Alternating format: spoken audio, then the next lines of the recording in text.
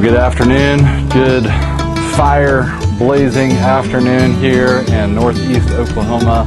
I'm Eric with Corumdale Farm, and one of the videos this week that we're going to work on is I'm going to wing it and build a flower stand and see if I can produce something that meets a few goals for selling flowers right up by the road, and see if that helps us with, I think people are a bit trepidatious in Oklahoma of driving, up a driveway. Even if you put signs up and say, come on in, I think people still are like, are you going to shoot me? Are you weird? Are you cool? But like have a lot of guns. I don't know. Generally feeling around here is that roadside stands probably a little bit better.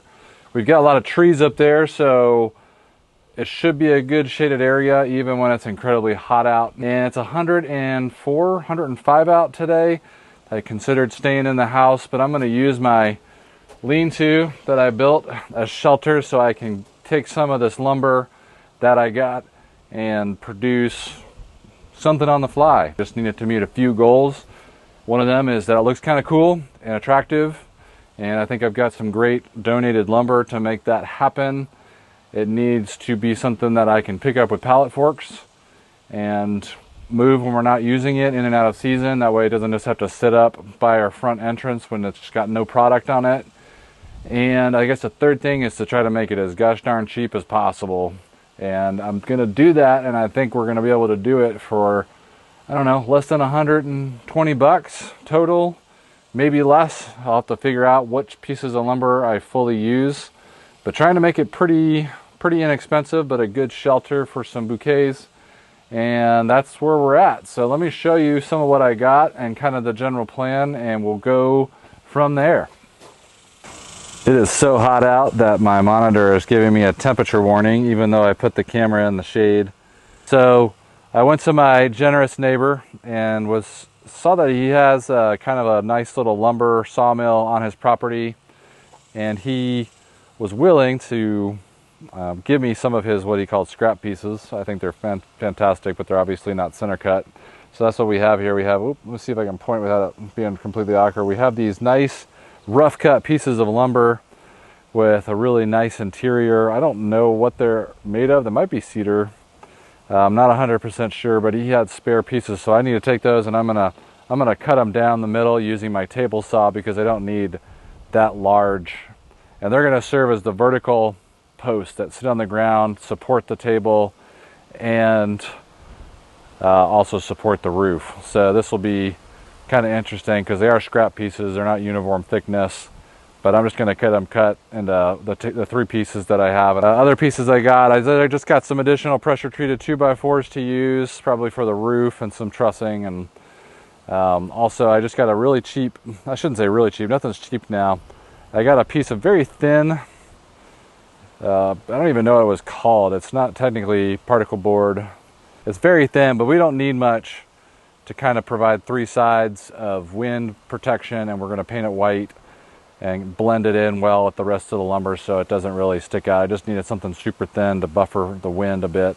And then underneath that I've got some aluminum for the roof, and then a pallet I got buying something else. So of these pieces of lumber, the only ones I had to pay for was that roof, the plywood, particle board, and some of these pressure treated pieces of lumber. The rest of it was donated. And so, this is where it helps to get to know your neighbors. And so we're thankful to our neighbors, Wynn and Patricia, for being so kind and nice and allowing me to help build this flower stand. This is going to be super interesting because the pieces are obviously scrapped from the end of whole tree lumber. So there's no like precisely straight edge to them. And so if I were to run it along the side of the table saw guard, it'll not cut it. So I'm gonna have to probably kind of eyeball it and see how that goes.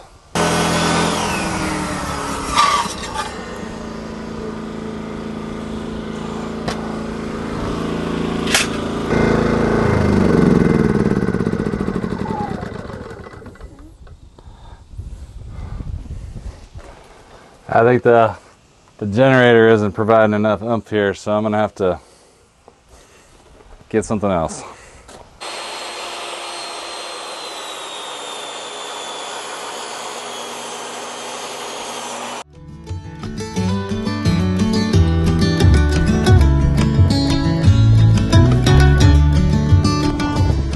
Let's do another angle here. These pieces of lumber, very rough cut. It's got about halfway here. We got the Carter part coming up, I guess. Yeah, I don't have anybody old enough in my family from my kids to help me with this lumber milling. But I obviously need probably either a sharper blade or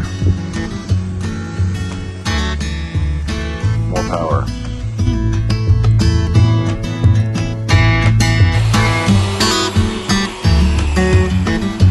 See if I can show this here. Everything's getting dusty in this little alcove. It's skinnier on this side than I wanted it to be, but I still think will provide plenty of support. And I think I need to trim up the other side because it's kind of bent towards the end. But that's one vertical post.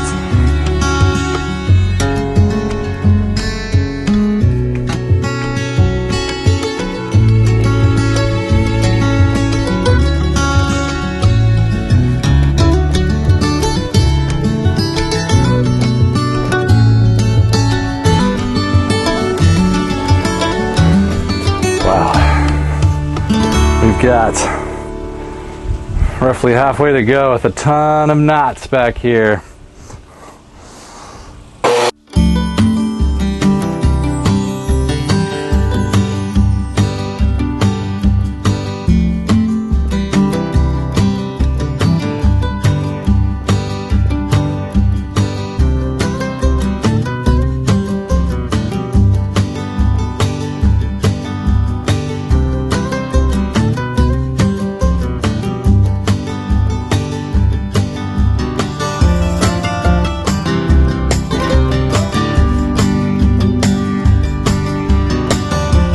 Holy moly.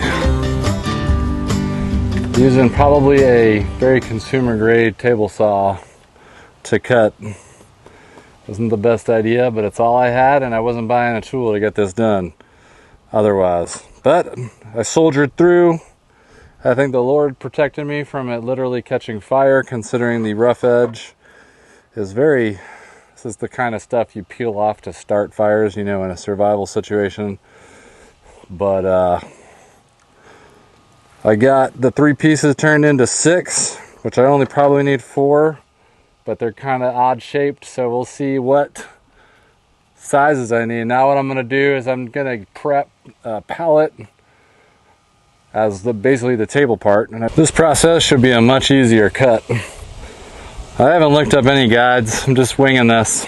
This isn't some sort of, you know, internet how-to, it's just my own creation, but it's probably similar to what other DIY men do. I'm just going to do some dual footage here to explain this, but basically we want to mount on every corner of this pallet, and I want to be able to attach to the, you know, the 2x4 underneath, and that means I just want to take off the edge right along here and on the bottom here and make it nice and flush so I can put one of these columns over here. I keep calling them columns, but just joist, foundation, a pillar, and I got to do it on all 4 corners to just smooth it out. And then we'll try to get through this, kind of call it a part 1, and I'm probably going to even use my tractor here to set the height. This is about the most level part of my property I can find. Is just a general slope to everything, so this is about as level as I'm going to get, and I'm going to get some of these boards mounted and secured and then probably call it a day.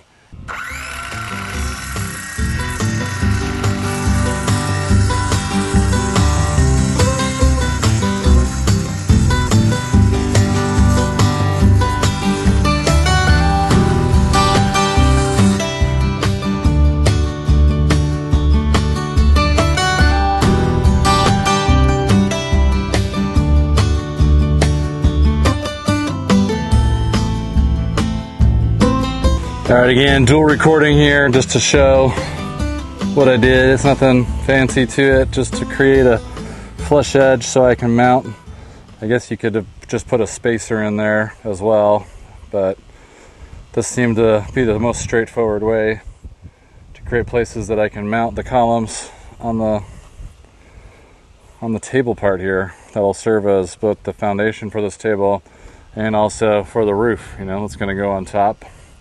It's going to be pretty straightforward structure. It'll be rustic with a character, and then we're going to paint a lot of this, soak it in a white paint. Since I've got 6 of these, I'm trying to figure out exactly how I want it to look on the palette, kind of the angles of the wood, and you know, some of the heights, because it's going to be lower in the back for the slope on the roof. So I was going to pick probably, I guess I put the shorter ones on the back, and they're pretty thick here, so they'll be good. And then probably these 2 on the front. I'm realizing that I should probably get the miter saw and trim to some, you know, reasonable pitch size on the roof, so instead of waiting for it to be mounted. But I've selected the ones and the way they're going to go, so this should be fairly straightforward.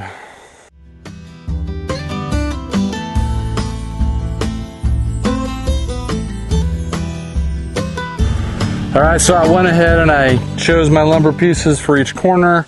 I cut them. I'm going to make it at about 34 inches high, because it's going to, an average table is about 30 inches, and it's going to sit kind of off the driveway, so it'll be a couple inches down, so it should be at most people's regular table height.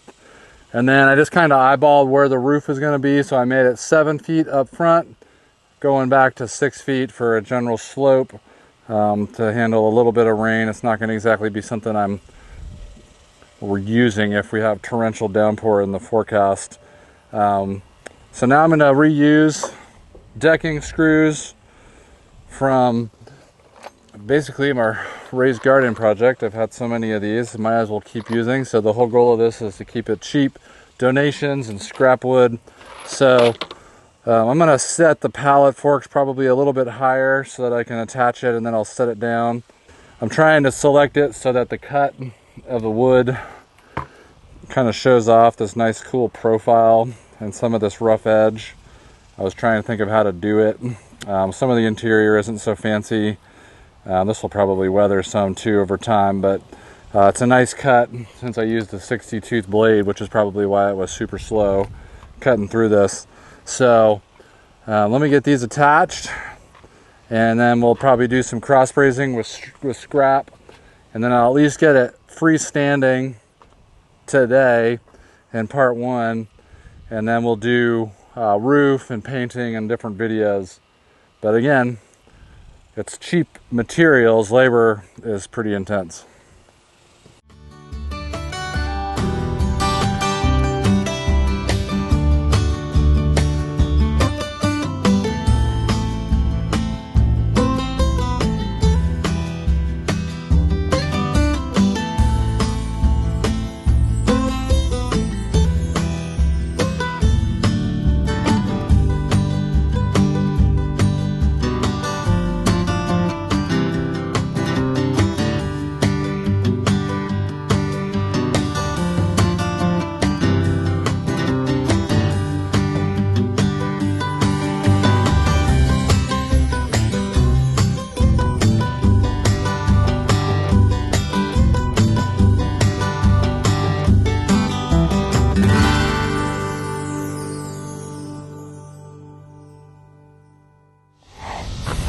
Can I sit on it yet? Okay, well, we had a lot of other farm chores to deal with this afternoon, this evening, and the sun is setting, so I'm not going to make too much more progress on part 1 for the day. This is the start. I didn't realize how long these cedar beams would take to rip. It was probably 1.5 to 2 hours to rip them in half and create more vertical columns to use, and just getting them all attached here. That was the bulk work of the day. The rest of it should go pretty quick to get it together outside of obviously the paint. So we're going to try to make this look really cool when it's done, attractive to stop by with some unique features. So stay tuned for part 2, and I hope you enjoyed part 1. Feel free to give me your comments about how to rip cedar planks like this. Probably just buy a better table saw or get an official lumber mill or sawmill, whatever you call it. But I'm using what I have without continually buying more stuff, because then it wouldn't be cheap. It would be really expensive. And I know that's the man thing to do, is find an excuse to buy a new tool, but I don't want to right now. I've done that most of my life, and I'm ready to try to use what I have. I'm sure there's more tools in the future, but for now, signing off. Take care, y'all.